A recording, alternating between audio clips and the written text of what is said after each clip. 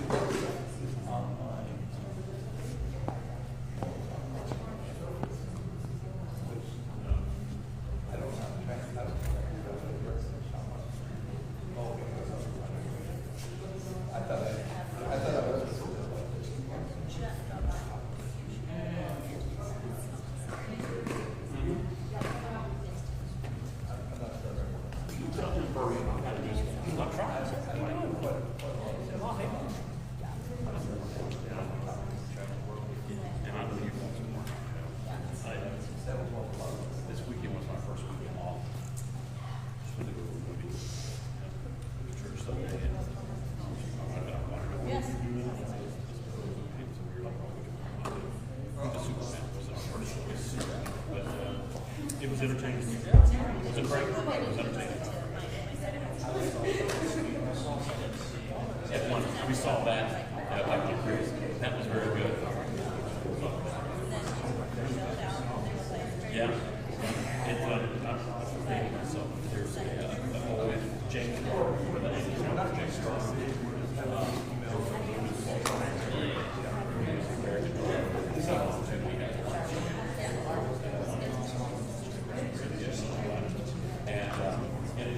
had that same principle.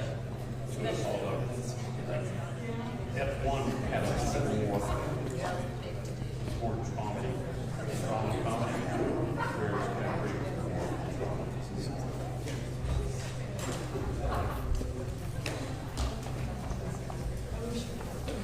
go, guys.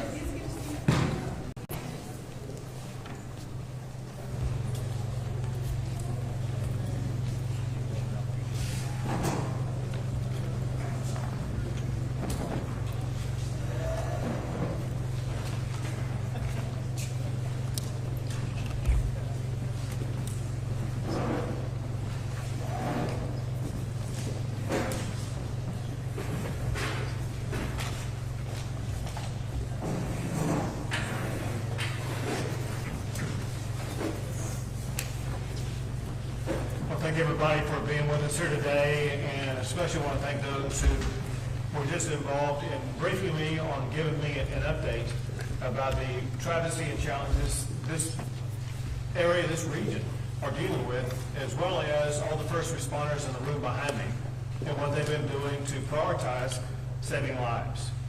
Obviously, there are enormous concerns and challenges that we're dealing with still in the Kerrville area. At the same time that we're responding to Kerrville, there have been an abundance of storms in large swaths of the state of Texas that have impacted lives and taken lives and destroyed homes, facilities, buildings, and roads across large regions in central Texas. As a reminder, I have declared 21 counties in my governor disaster declaration. They include Bandera, Bear, Comal, Concho, Gillespie, Kimball, Llano, Mason, McCullough, Menard, Reeves, Sansetta, Tom Green, Travis, and Williams.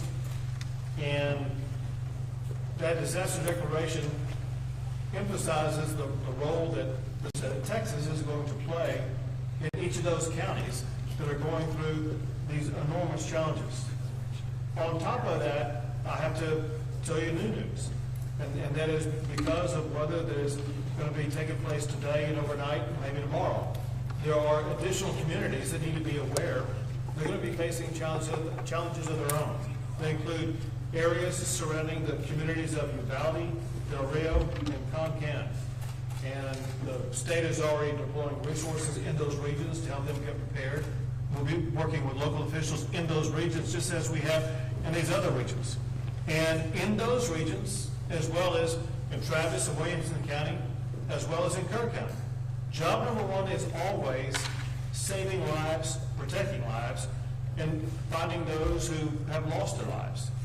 And that is a 24/7 operation that we are unrelenting in continuing to. That includes, especially if you look at the areas either in Williamson or Travis County or counties nearby.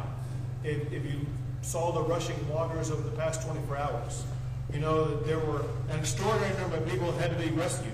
Dozens of people were rescued because of our extraordinary first responder teams, and I want to thank the game wardens who really stepped up and done a great job, National Guard, Texas Department of Public Safety, local firefighters and local first responders, as well as Texas Task Force 1 and Texas Task Force 2 and others who are truly saving lives. Many Texas lives have been in danger. Most of those lives have been rescued by our first responders here in the state of Texas. I have to report the latest numbers of what we see both in the state, and I'll talk about the local counties where we are, as it concerns Texans who were lost, as well as those who are missing. Statewide, there's a total of 131 fatalities to be reported. Breaking that down in current and nearby counties. In Travis County, 9 people have lost their lives. There are 3 missing. In Burnett County, 5 have lost their lives, and there's 1 missing. In Williamson County, there are 3 who lost their lives, and no one is missing at this time. The stories about those who have been swept away is gut-wrenching and heartbreaking, and the kind of thing that spurs us to do even more to make sure that we're going to be searching and finding everybody that we can, as well as spurring the response that both the state and local governments, as well as the federal government, will have to make sure that we fully address the challenges that Texas has faced over the past week or so. In addition to the lives of our fellow Texans, there are homes that have been destroyed, people who don't have a place to stay. The state is working with local officials to address those needs. There's also infrastructure around those people that make living where they are or accessing their home either difficult or impossible. I visited one today. I visited the Big Sandy Creek Bridge and was astonished at what I saw. If you haven't seen it, it's a 2-lane road and has 2 yellow lines in the middle of it to divide one roadway from the other from going in opposite directions. And the center part of the bridge was literally moved about a half a foot in one direction, which shows the power of the water that was pushing through there, but also the reason why the bridge right now is impassable. I want to thank Travis County for stepping up and completing, I think it was overnight, a temporary bridgeway that people can use to now access that area that had been literally an island for several days. But also their commitment to work very aggressively to get that bridge repaired and will be usable on the permanent sense of the matter. We also know that there are other infrastructure challenges such as the RM 1431 at Cow Creek. And I visited with the Texas Department of Transportation, and they'll be talking to you shortly. But listen, they're going to be moving at lightning speed to make sure that that bridge is going to be operational again. They're in the preparation stage right now with regard to removing all the debris so that they will be able to begin the construction progress quickly.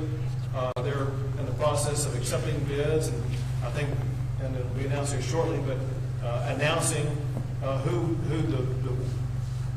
is going to be getting those bids in order to begin the construction process and get that done quickly. We know that the people who face challenges because of that bridge closure have those needs that must be met. And Texas is ready to step up and address those needs.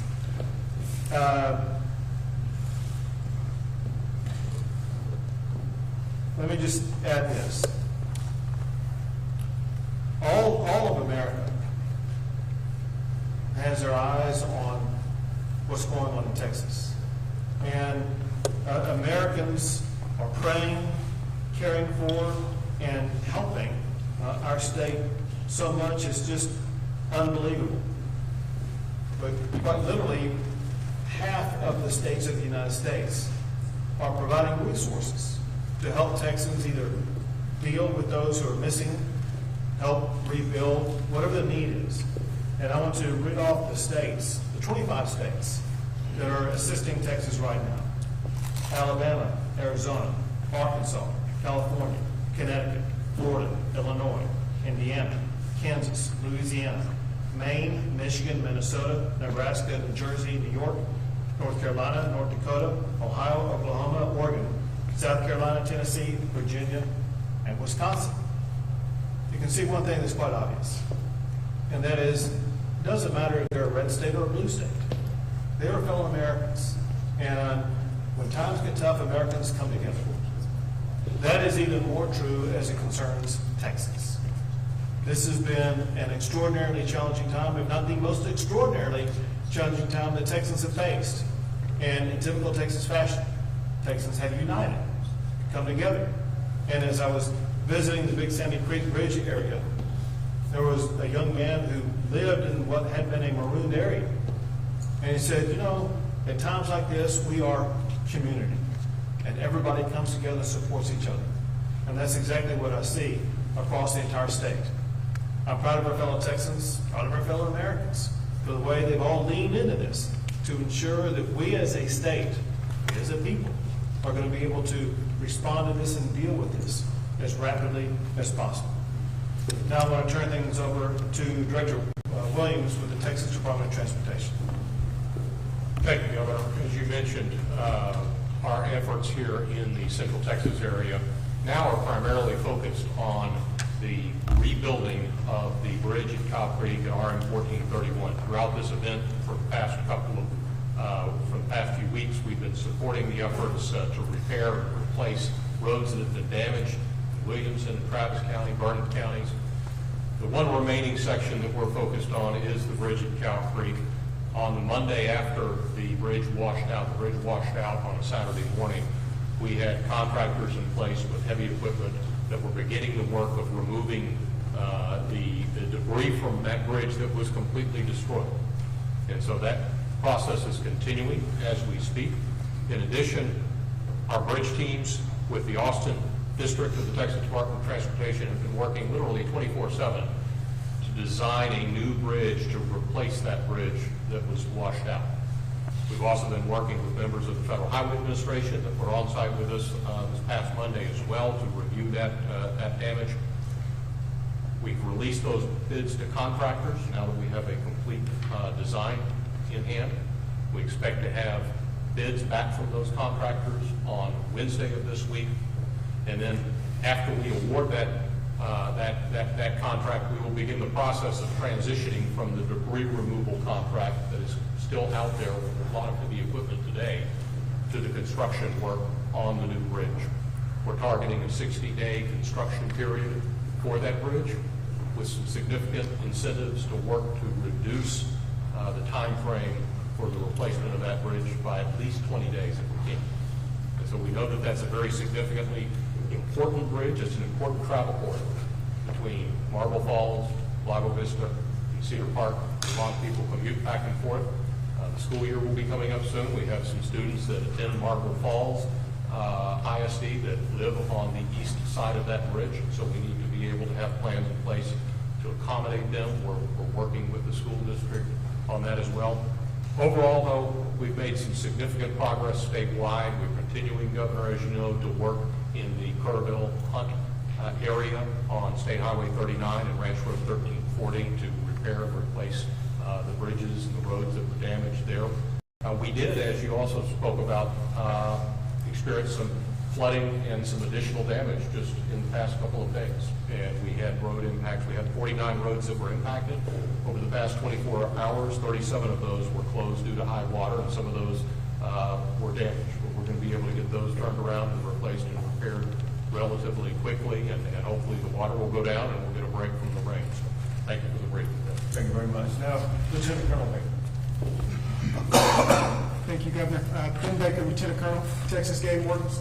Before I get into a search and recovery efforts and, Texas Game Wardens respond to this historic tragedy of series of events in the central Texas and in Kerr County, I'd like to just remind everybody that all of these efforts and all through this tragedy, Texas comes together under Governor Abbott's strong leadership, under Texas Department of Emergency Management, Department of Public Safety, all of our local first responders, all of our local EMS, all of our local volunteers, and everybody who is in Texas who comes together in such a tragic time and unites to help the people of Texas. Texas Game Wardens, as of July 3rd, through the State Operations Center, were set up and poised in anticipation of a flooding event. Through the calls coming in late and early July 4th, Texas Game Wardens were deployed to Kerr County. Since then, around 300 game wardens have deployed in the Kerr County and surrounding areas in anticipation of other flooding occurring in central Texas. We were able to strategically stage through the Texas Division of Emergency Management several swiftwater assets in central Texas out of the Kerr County area, just in case this flooding grew a little more widespread. Unfortunately, it did grow a little more widespread, and we started conducting rescue operations not only through our swiftwater technicians, but our aviation, multiple canine searches, and through our drone team. Through those, we were able to successfully rescue several individuals and multiple evacuations. We currently have, through Texas Task Force 1, wardens embedded in multiple search groups, searching Cow and Sandy Creek, looking for the remaining victims of this terrible tragedy. We've also got our canine detection teams in deployment with these search and rescue teams, and our aviation still embedded in these. We remain dedicated to Texas. We remain dedicated to the people of the state of Texas, and Texas Game Wardens remain dedicated and ready on standby, Governor. You're doing a great job. To see the videos of you all out in the middle of conducting rescues and literally saving a fellow Texans has been nothing short of miraculous. So thank you and all game wardens for what you've been doing. Now the Travis County ESD Assistant Chief, Mike. Thank you, Governor. Just after midnight, we started receiving the calls, and within several hours we had logged 50 rescues, saving hundreds of Texans through our area. And this was noted and supported by our mutual aid and automatic aid partners throughout Travis County. Within 12 hours of the incident started, the governor's office as well as TDM had sent us many resources. We supported our operations and was able to have us start setting up command structure a little bit more enhanced to start helping others. And what we would like to point out is, as ESD, we recognize the recovery will not happen overnight. It'll be a long and difficult road, but we're committed to staying engaged, showing up, and working hard alongside those we serve. This is our home too. We're members of this community, and we're committed to helping each one of our neighbors. Thank you. And now Chief Dan Kidd. Thank you, Governor. And listen, I want to thank you all in the press for helping us get this message out. Life safety remains our #1 priority. As such, as we've talked about additional rains coming into the state, we have pre-positioned swiftwater rescue assets, as the Governor mentioned, around Uvalde, around Del Rio, and around Concan. Help us get that message down to those folks. Turn around, don't drown. Don't drive through a low water crossing if you can't see the road in front of you. And if you were in a low-lying area, please plan on moving to higher ground once the rain starts to come. Another thing I need you to remember is it does not have to be raining where you are in order for you to be impacted by flooding. Second, the governor mentioned the 21 counties in his declaration. We have 6 counties right now that are in the federal declaration for individual assistance. Those counties are Burnett, Kerr, San Saba, Tom Green, Travis, and Williamson for individual assistance. We have a disaster recovery center open in Kerr County right now, and you will be hearing from your local partners here, many of those standing behind us, about the disaster recovery centers that will be opening in Travis and Williamson counties very soon. On the public assistance side, this is the money that goes to the local governments to help with emergency response cost and debris and repairing. You have 10 counties that are under the President's disaster declaration. Those are Burnett, Kendall, Kerr, Kimball, Llano, Mason, McCullough, Menard, San Saba, and Tom Green. Both Travis and Williamson counties are, it appears to us they have met their threshold. We're working with them to get the documentation to FEMA. We expect those to be turned on very soon. I want to let you know we have over 2,300 state employees working under the governor's direction to support our local government partners. But a number that continues to blow me away is the over 13,000 volunteers just coming out to help anywhere they can. We are grateful for the volunteers, but I need help getting the message to the volunteers also. In each of these communities, we will be establishing volunteer reception centers. The idea is for you volunteers to go to those sites so that we can match up your capabilities and skills with the needs of the community. We also want to be able to communicate with you. Up in Kerr County, on the Guadalupe River, we've had a tactical pause for a day and a half now because of the rain and the waters that are coming down that river. We cannot afford to have people in the water and right next to the water that are not swift water rescue trained and capable of at least saving themselves from being near that water because of the amount of rainfall that we're getting. Please help us communicate with the volunteers. Thank a volunteer that's out there if you see them helping. Do everything you can to make sure they understand the message, and we will continue to work together to support our partners. Finally, Governor, to your point, 25 other states, not counting ours, focused on this. It has been a tremendous response from the nation. Thank you. Thank you. One thing that Chief Kidd mentioned that is worth re-emphasizing, and that is those who lose their life by driving in the water. Those who lost their lives at Camp Mystic those stories have been told a lot. And it's tragic and horrendous. Less told are those who have lost their lives because they chose to drive in the water and got swept away. Power of water sweeping a vehicle away is far more extreme than what most people know. As waters rise over the coming days, could be in the Uvalde area, wherever it may be, people should drive with caution, knowing that you are totally in control of protecting your life and saving your life by not putting it into danger in the first place. We'll take a few questions. Governor, for those that are still missing, could you give us some insight into how long it can take from when the moment a victim is found to when they become identified, family notified, into how long it might take for the state then to update the number of those missing? Sure. First, I will tell you this, because I did not share this with you earlier. I didn't mention those who were missing in the greater Kerrville area, which is 97 reported as of now. Let me first tell you an issue about those who are missing, then I'm going to answer your question. So everybody who is at a camp, everybody who is at a hotel and places like that, they've been identified. Those who are missing on this list, most of them, were more difficult to identify because there was no record of them logging in anywhere. And it was through information provided by a friend, a family member, co-worker, whatever the case may be, that they haven't been found. Even though we are reporting 97 people missing, there's no certainty that all 97 of those people were swept away by the storm. That point aside, to more specifically answer your question, and that is, the goal obviously is to continue to find those who are alive. For those who have passed away, it's so important to closure for the families that we find them and identify them.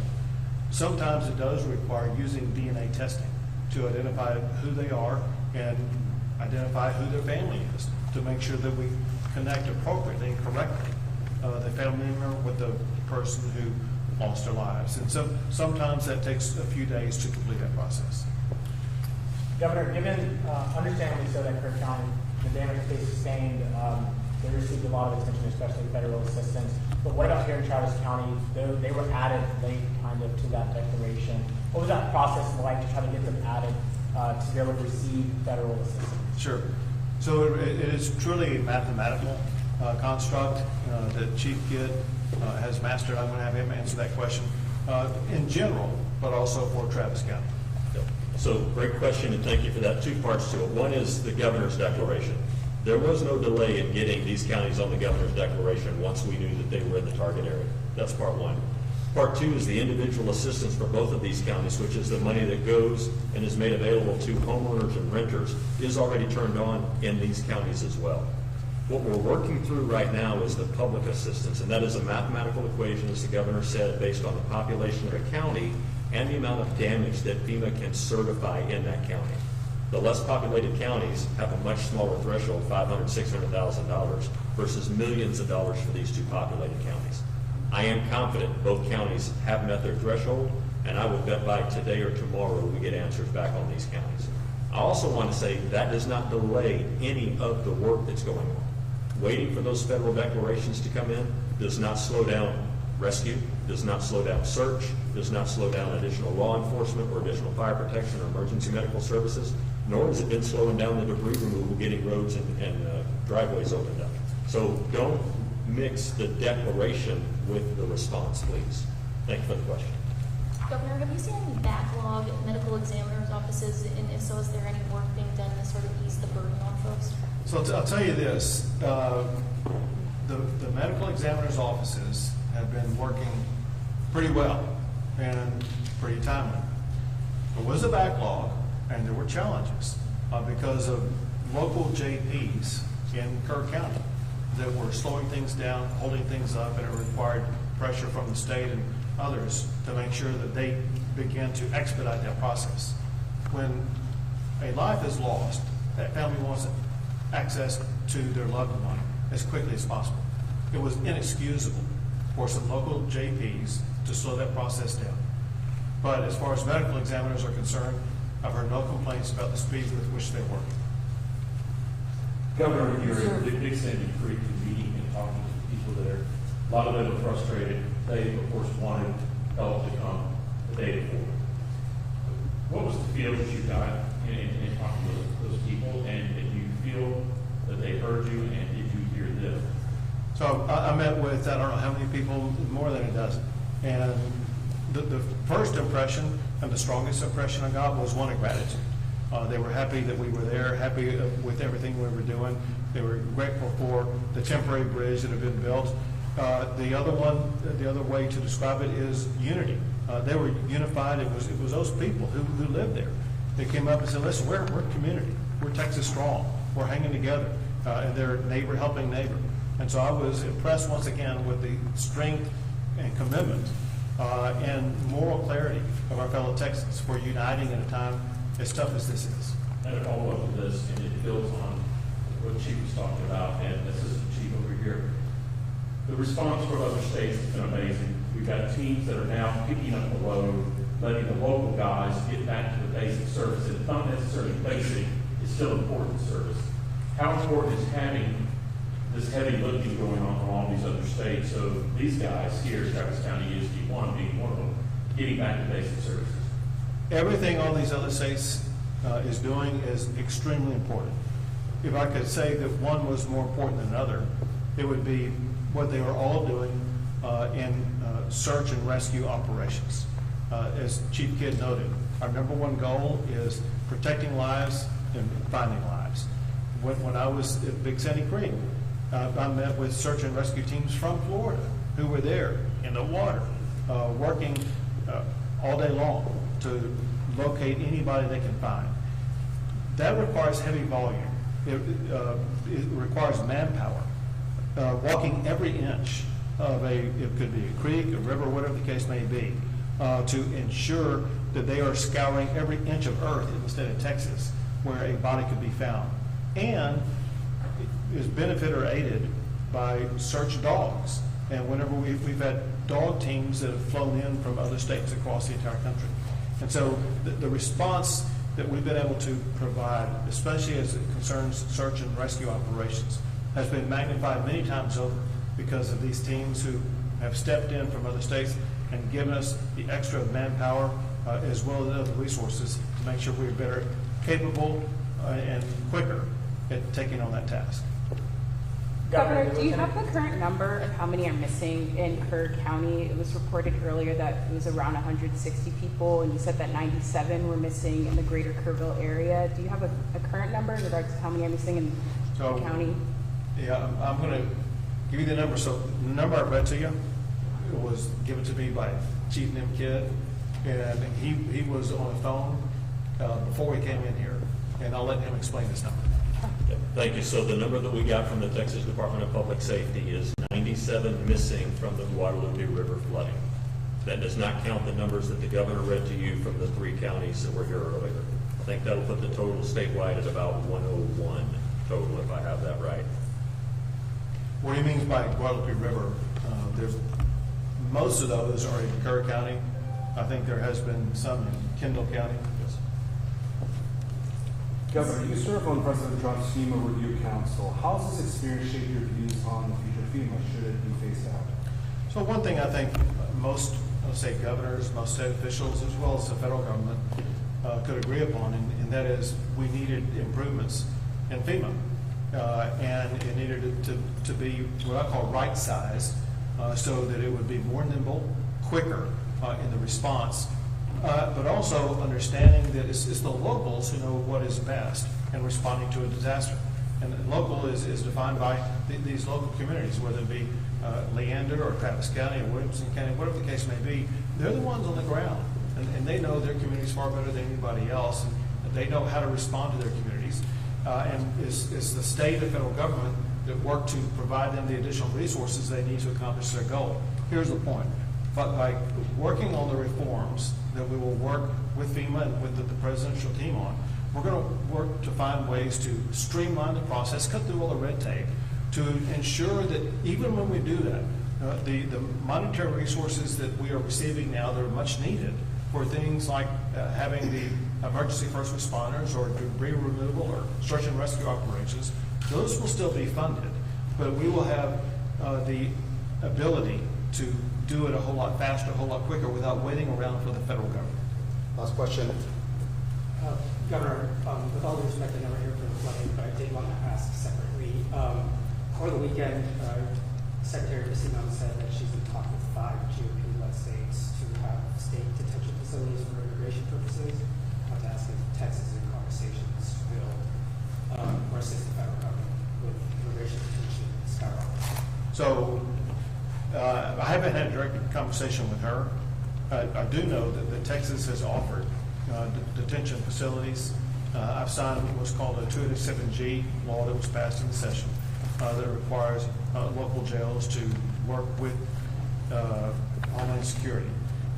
Listen, we want to do everything we can to make sure that those who are here legally are allowed to remain legally. Those who are here illegally, they'll be turned over to ICE. Would there be some? That's it. Thank you. Thank you, guys.